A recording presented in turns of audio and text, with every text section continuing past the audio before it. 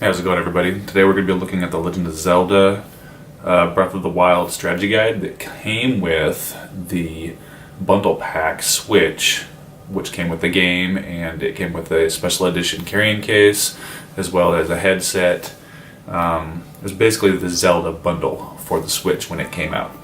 So this thing's a hardback, and I really haven't used it much just because when I bought the game I really just wanted to explore on my own.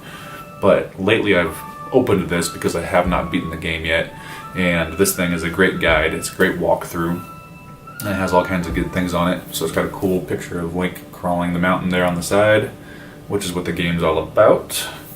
The guide is very good at giving you maps and just different legends for all the items in the game. It tells you how to make certain foods, how to find certain armors, how to beat every boss. It tells you where the walkthroughs are, all the side quests.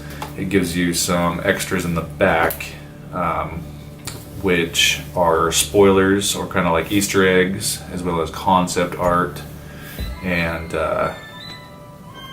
talks about the different bosses and the different areas. There's an index so you can find things quickly. And it was done by the creators of the game. So this strategy guide actually is pretty official. So it says the complete official guide collector's edition. And there's a preface in here from the creators. It's basically a foreword.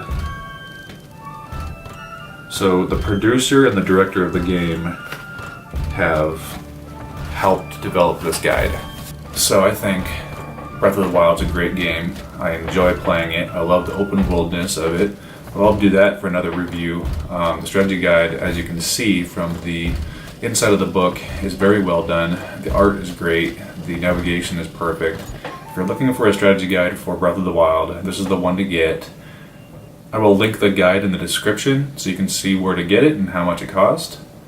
Hope you guys liked this video. Make sure you subscribe to my channel, and we'll see you guys next time.